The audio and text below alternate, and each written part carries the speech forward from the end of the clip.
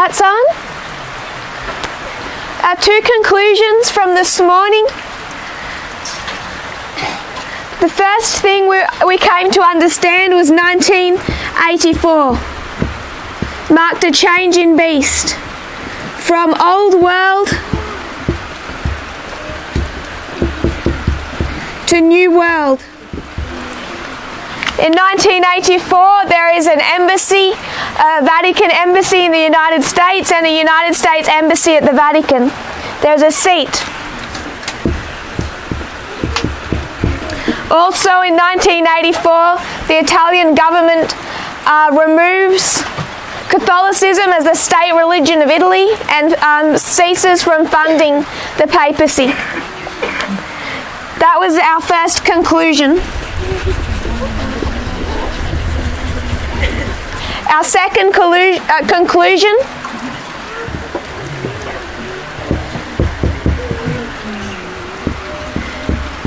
that between 9/11 and our close of probation at Raffia can be illustrated as a civil war or a revolution.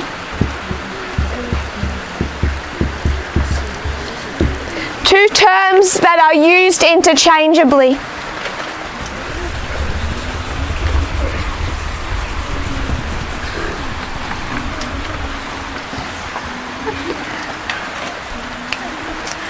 You may have noticed a trend in our studies, and this really brings in all of our studies. It brings in a study of the counterfeit, of World War II, of information, the line of information, which was the development of that new mode of warfare. And there was one thing that really showed in all of those lines. In these lines, we'd marked a few times of the end. We'd marked 1989. We'd marked 1939. We'd marked 1899. It's the time of the end for the counterfeit. The raising up of Eugenio Pacelli, the counterfeit of William Miller.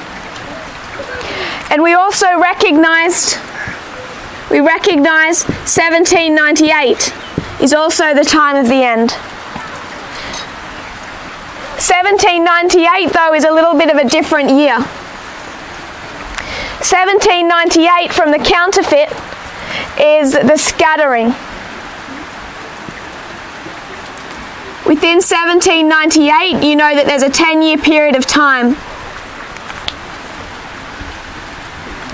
That 10 years is the French Revolution. From 1789 to 1799.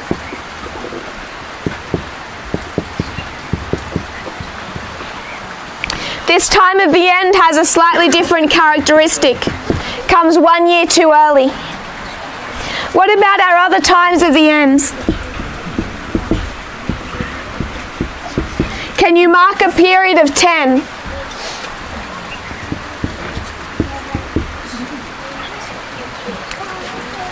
(1989) with the line of this new mode of warfare, and established long before this study or the consideration of the information age. We were marking 1979 as what? This is the beginning of the Afghanistan proxy war.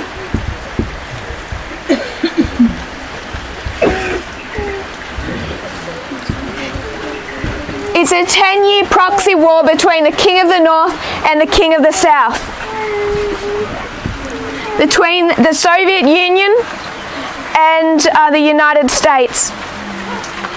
Also in 1979, we can mark the Pope, John Paul II, welcomed at the White House as our new friend.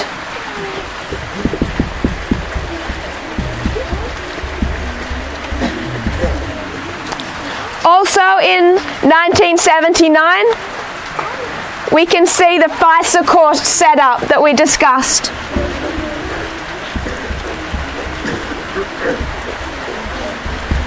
So 10 years before a time of the end is a sign.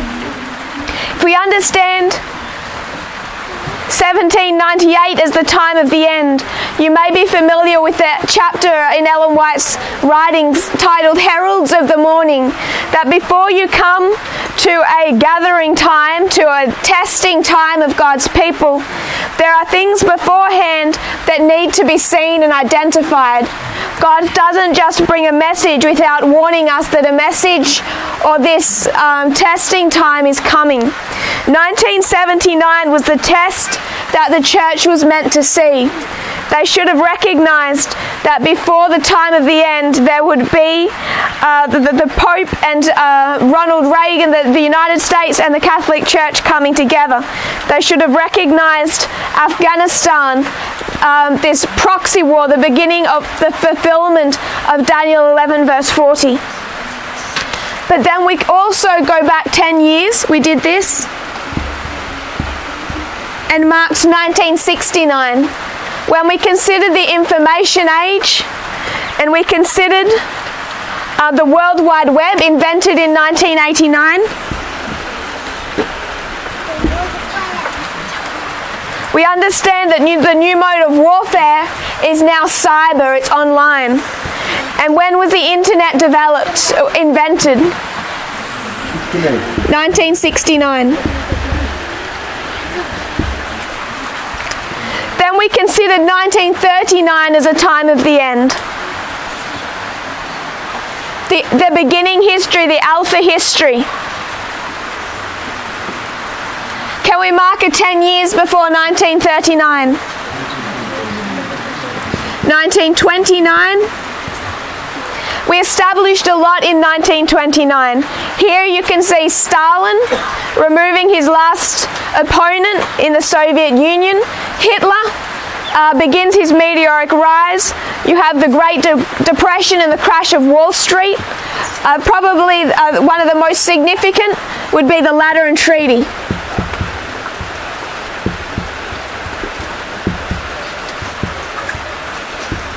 All things that the Adventist Church should have noticed, particularly when the King of the North receives their seat. If you're Adventist and you understand 1798 and the deadly wound, you step up and take notice when the Lateran Treaty is signed. But then we also marked 1919, the official end of World War I. 1939, World War II.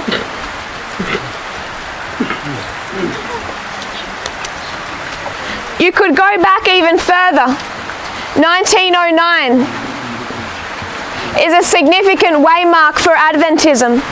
1909 was the last general conference that Ellen White attended.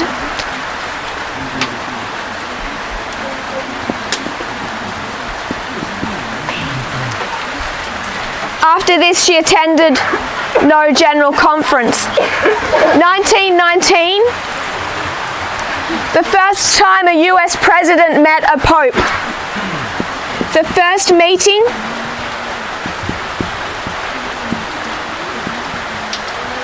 between a pope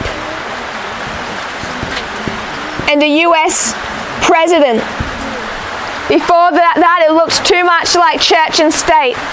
When was the second meeting between a pope and a US president? 1959. The second meeting between a pope and a US president. 1949. When it comes to the Cold War, this is when you had the Cold War really begin. It's marked in different places. But in 1949, you have mutually assured destruction. In that year, the USSR became the next power to develop nuclear weapons.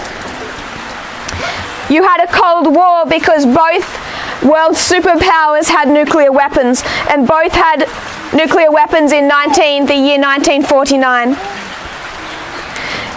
With that year, then marked the division between East and West in Germany. You have the forming of the two alliances.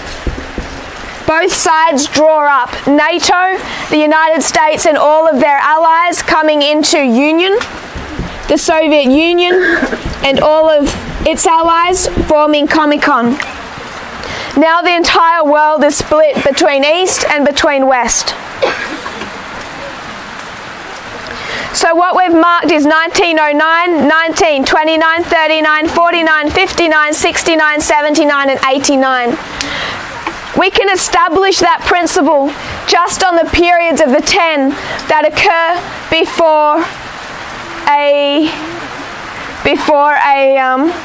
time of the end. You want to go back 1889 takes you to the birth of Hitler, who is our King of the North in this history. We marked 10 years after the time of the end, 1999. 1999 is when you have Vladimir Putin become president of Russia.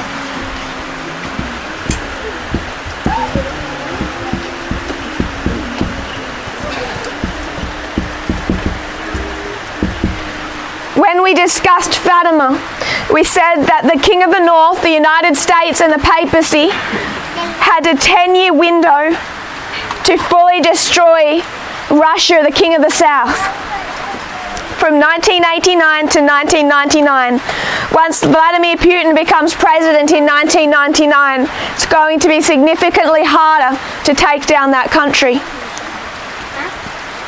Much of what we understand about the papacy's role in World War II, a significant, if not the majority of that understanding, comes from a book, Hitler's Pope.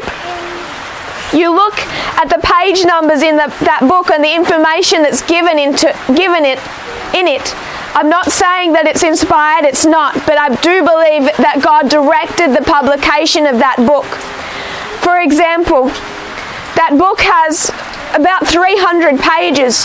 Which page in that book ties Hitler's Pope to Fatima? Page 273. Much in that book, that book gives us the alpha history of the papacy. That book is published in 1999.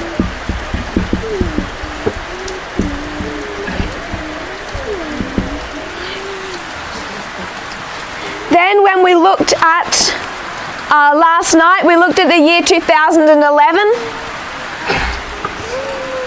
And we couldn't understand 2011 without already addressing 2009. 2009 was when the reset button was hit. It's known as the reset button, the symbolic new beginning of the relationship between Russia and the United States under Medvedev involving Hillary Clinton. This was the reset button.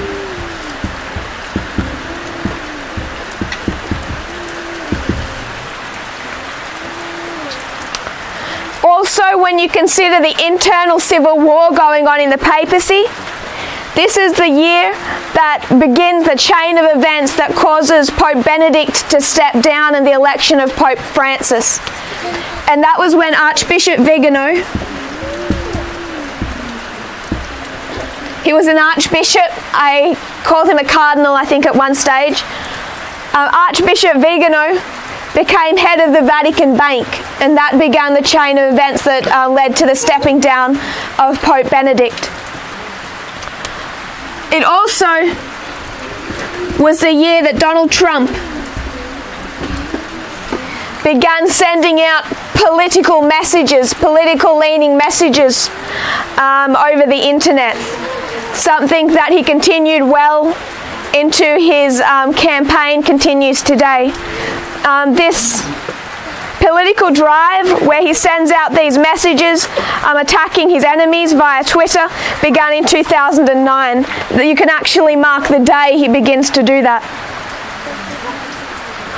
All that we've done now is mark 10 years, a 10-year cycle with a chain of events that we're meant to recognise.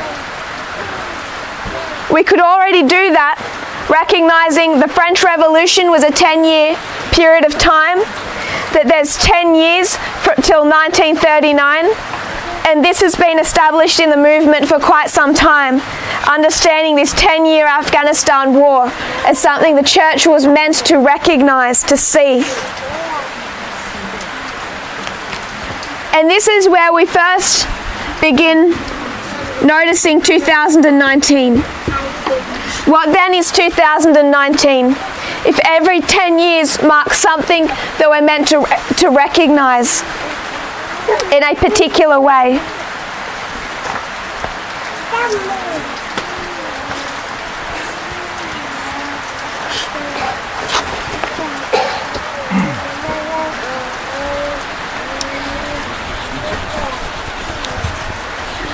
So what I want to do with the remainder of our time, I'm hoping to complete it tonight, so some of